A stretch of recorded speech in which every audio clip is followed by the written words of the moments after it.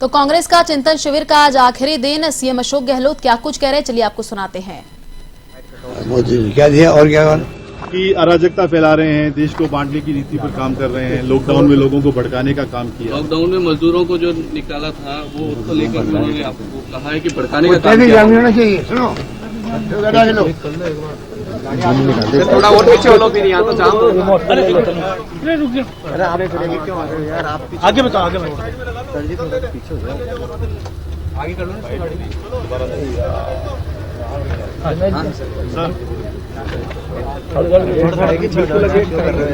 अभी हो जाए और क्या कर भाई? सर यही कांग्रेस को यार तुम क्या कर रहे हो? क्यों कर रहे हो? मोदी जी का इस प्रकार का स्टेटमेंट बहुत दुर्भाग्यपूर्ण है। जो आरोप हम लोग लगा रहे हैं का देश में क्या हो रहा है, देश किस दिशा में जाएगा किसी को नहीं मालूम, किस दिशा में जा रहा किसी को नहीं मालूम। आज हिंसा का माहौल, अशांति का माहौल, ऐसा माहौल बन गया देश के अंदर, अविश्वास का माहौल पैदा हो गया है, तनाव का माहौल है। ये आरोप हमारे हैं एनडीए गवर्नमेंट पर और बीजेपी पर, आरएसएस पर। और मोदी जी उल्टा ये कह रहे हैं कि हम लोग भड़का रहे हैं। जितनी विपक्षी पार्टी हैं, कांग्रेस के हमेशा आप लोगों को मालूम इतिहास क्या रहा है। जो गांधी जी के वक्त से आजादी की जंग में जो भूमिका अदा करी, दुनिया को मालूम है। उनका संदेश ही अहिंसा से शुरू होता है,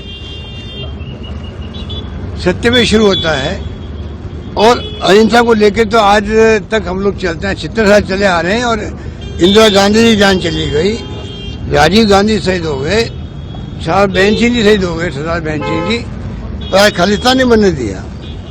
एक तरफ तो ये स्थिति है कि हम त्याग बलिदान करना जानते हैं, आजादी के पहले भी, आजादी के बाद में भी। इसीलिए आज देश एक है, अखंड है, अनेकता में एकता वाला मुल्क है, भावनाओं के लिए चल रहे हैं। मजदूरों को भड़काने का हम लोग करेंगे। गलतियां आप लोगों ने करी है, जिसके कारण से नौबत ये आई कि अचानक लॉकडाउन हुआ, अचानक नोटबंदी हुई, लाइनें लगी बैंकों के सामने कितनी बड़ी बड़ी, उन लाइनों में कितने लोग मारे गए।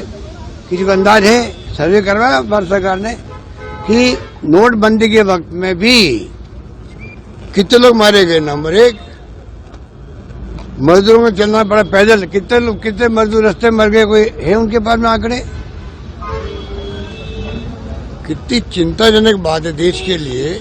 आज देश में प्यार का, मोहब्बत का, भाईचारे का, शांति का, अहिंसा का माहौल होना चाहिए। चाहे आरएसएस बीजेपी क्यों नहीं हो, हम उनसे भी अपेक्षा करते हैं कि लड़ाई विचारधारा की लड़ाई है, हमारी कोई दुश्मनी, किसी निजी दुश्मनी नहीं है। ये भावना लेके हम लोग आज भी चलते हैं। उनके दिलो दिमाग में बात नहीं है, वो तो कांग्रेस दुश्मन मानते हैं, कांग्रेस नेस्ताबूद कर दो, ये उनकी भावना है। और फिर इस प्रकार की बात कहना मैं समझ अनफॉर्चुनेट बात। मोदी जी ने कहा है कि जिन्होंने इमरजेंसी देश पे लगाई थी, वो आज डेमोक्रेसी की बात कर रहे हैं, वो परिवारवाद की बात कर रहे हैं। आज तो अघोषित डेमोक्रेसी, आज अघोषित इमरजेंसी है। और क्या देश के अंदर आज अघोषित इमरजेंसी है। अडवाणी जी ने खुद ने हिंट दिया था, सरकार बनते ही दबाव पड़ा आरएसएस का उनके ऊपर, उनको चुप होना पड़ा। देश जानता है और वो इमरजेंसी लगी, एक फैसला हुआ, दुनिया को मालूम है। और उसके बाद में सरकार चली गई हमारी, उनको गिनाने क्या तुक्के बताइए आप लोग। सब जानते हैं कि इमरजेंसी लगी थी, किन कारणों से लगी थी, क्यों लगी थी, क्या हुआ इमरजेंसी के अंदर, कहाँ कमियां रही, कहाँ खामियां रही, कहाँ उपलब्धि रही, ये तो रिसर्च का विषय हो सकता है।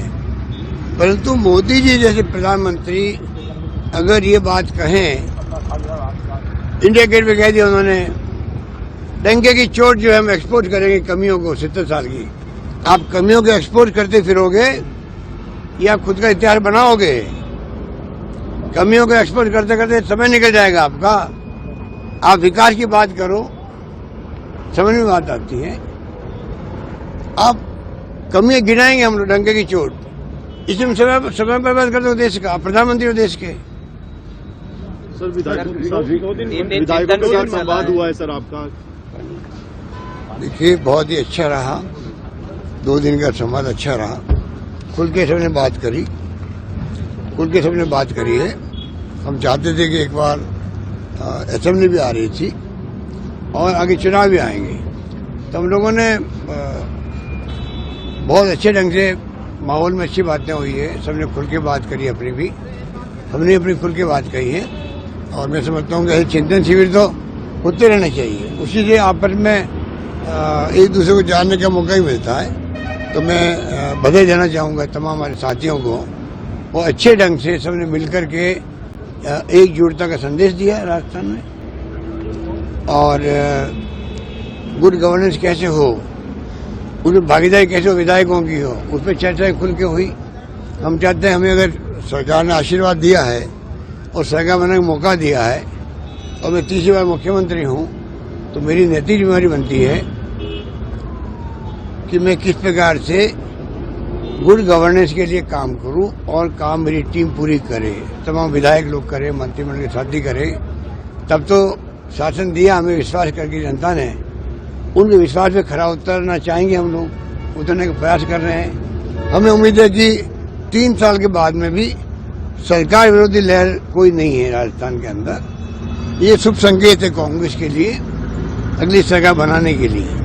इसीलिए फ्रस्ट्रेशन की बात मैंने कल कही थी कि ये लोग फ्रस्ट्रेशन में आ गए हैं, निराश हो गए हैं कि 3 साल के बाद में भी सरकार विरोधी लहर क्यों नहीं पैदा हो पाई। इसलिए अब उल-जुलूल बातें करते हैं, नॉन इश्यू को इश्यू बनाते हैं। हम चाहते हैं इश्यू को इश्यू बनाओ और उस पर फिर आप सामने आओ हमारे, हम उसका जवाब देंगे।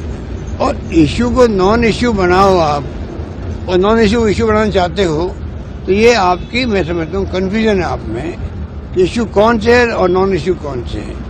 रीट सर विषय खत्म हो गया, रीट तो कल फैसले के बाद खत्म हो गया। आज बीजेपी धरना दे रही है सर, विधायक धरना दे रहे हैं। वो ये कह रहे हैं सीबीआई की मांग तो हमारी जारी रहेगी। वो जो चाहे, मैंने कहा ना आपको, उनके पास कहने कुछ नहीं है, इसलिए वो जनता को गुमराह करने का प्रयास कर रहे हैं। तमाम बातें जनता समझ रही है, बल्कि तमाम जो ये इनकी हरकतें हैं, जिस पर कि इनके सोशल मीडिया के अंदर भी, वक्तव्य के अंदर भी, ये धरना दो, प्रदर्शन करो बिना मतलब के, जनता इनके अंदर भाव है कि ये क्या चाहते हैं, इनको मालूम है। इन्होंने कोई भूमिका अदा नहीं कर पाए, विपक्ष की ये लोग कोई मुद्दा बना नहीं पाए हमारे खिलाफ में। इसलिए अब चुनाव आते आते ही बातें कर रहे हैं। तो मैं समझता हूँ कि जनता इन बातों को समझ रही, इसीलिए इनको बाबा हरवाती चुनाव अच्छे बाई इलेक्शन हम जीते हैं, क्योंकि इनको जानते हैं जनता के लोग क्या बोलते हैं, क्या करते हैं। इनके पास ठोस बात कहने कुछ है भी नहीं। इसलिए मैं समझता हूँ कि निराशा झलकती इनके ऊपर, फ्रस्ट्रेशन झलकता है। ऊपर से भी इनको ये आदेश है कि कुछ नहीं कर पाए तुम लोग, निकम्मे साबित हुए हो। 3 साल में कुछ नहीं कर पाए तुम लोग, सरकार विरोधी लहर पैदा नहीं कर पाए, तो कम से कम सरकार को बदनाम करने का काम शुरू करो। सर मिथक इसलिए ऊपर से नीचे तक बातें चल रही है। इस बार मिथक टूटेगा, एक बार बीजेपी, एक बार कांग्रेस। जनता में मिथक टूटेगा, 23 की रणनीति पर काम शुरू हो गया, वापस आए, कांग्रेस बनेगी फिर। भाई जनता का मूड तो हमें हमारे पक्ष में लग रहा है। हमने काम करने की कमी नहीं रखी।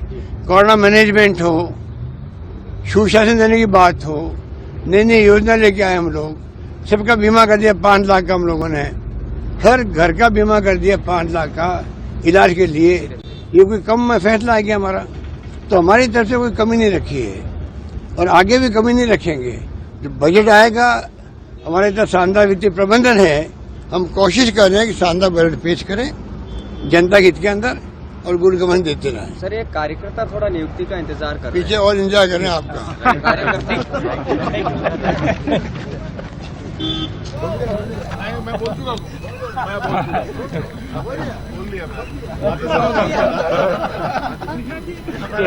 आपको सुना